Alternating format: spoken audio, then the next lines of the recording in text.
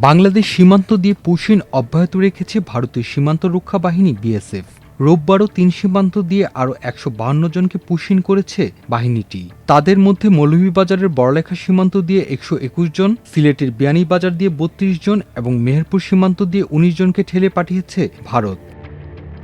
মৌলভীবাজারের বড়লেখা উপজেলার উত্তর শাহবাজপুর ইউনিয়নের বিভিন্ন এলাকা দিয়ে অনুপ্রবেশের সময় নারী, শিশুসহ আরও ১২১ জনকে আটক করেছে border guard Bangladesh BGP.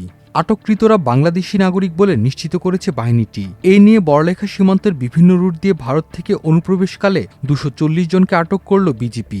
BGB সূত্র জানায়, রোববার ভোরে ৫২ ব্যাটালিয়নের আওতাধীন লাতু বিউপি ক্যাম্পের সদস্যরা ৭৯ জনকে এবং পাল্লাথল বিউপি ক্যাম্পের সদস্যরা আটক করে ৪২ জনকে। বিয়ানীবাজার মুড়িয়া সীমান্তে নারী, শিশুসহ ৩২ জনকে আটক করেছে বিজিপি। আটককৃত ৩২ জনের মধ্যে ৯ জন পুরুষ, ১১ জন নারী ও ১২টি শিশু। রোববার সকালে বিয়ানীবাজার সীমান্তের বড়গ্রাম এলাকা দিয়ে তাদের পুশিন করে বিএসএফ। বিজিপি জানায়, ৫২ ব্যাটালিয়নের একটি টহল দল বড়গ্রাম সীমান্ত এলাকা দিয়ে ভারত থেকে বাংলাদেশে অবৈধ প্রবেশের সময় তাদের আটক করে। প্রাথমিক জিজ্ঞাসাবাদের জন্য নোয়াগ্রাম প্রগতি সরকারি প্রাথমিক বিদ্যালয়ে তাদের নিয়ে আসা হয়। পরে বিয়ানীবাজার থানায় তাদের হস্তান্তর করা হয়। পুশিন হওয়া সুফিয়ান আলী জানান, তারা প্রায় ১৫ বছর আগে ভারতে পাড়ি জমান।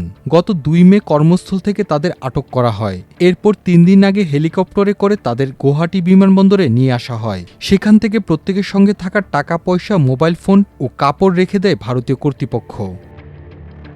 বিজিবি ৫২ ব্যাটালিয়ন বিয়ানীবাজারের অধিনায়ক লেফটেন্যান্ট কর্নেল মেহেদী হাসান বলেন, আটক সবাই বাংলাদেশি। তাদের প্রাথমিক জিজ্ঞাসাবাদে সেটি নিশ্চিত হওয়া গেছে। কাঁটাতারের পাশ দিয়ে শূন্যরেখার একটি বিলে তাদের ছেড়ে দেয় বিএসএফ। সেখান থেকে বিজেপি তাদের আটক করে। এছাড়া মেহেরপুর সীমান্ত দিয়ে নারী, শিশুসহ ১৯ জনকে পুশিন করেছে বিএসএফ। রোববার ভোরে জেলার মুজিবনগর উপজেলার সোনাপুর মাছের পাড়া সীমান্ত দিয়ে ঠেলে দেয় বিএসএফ। সীমান্ত পার হয়ে উপজেলার কেদারগঞ্জ বাজারে অবস্থান করলে পুলিশ তাদের আটক করে থানা হেফাজতে নেয়। আটককৃতদের মধ্যে বিভিন্ন বয়সী ৯ শিশু, ৫ নারী ও ৫ পুরুষ রয়েছেন। এদিকে পুশিনের অপেক্ষায় লালমনিরহাট সীমান্তের উপারে কয়েক হাজার মানুষের দীর্ঘ লাইন।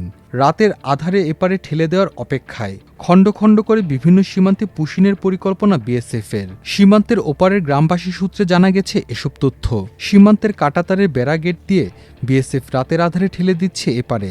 লালমনিরহাট জেলার ২৮৪ কিলোমিটার সীমান্ত জুড়ে সতর্ক রয়েছে বিজিপি।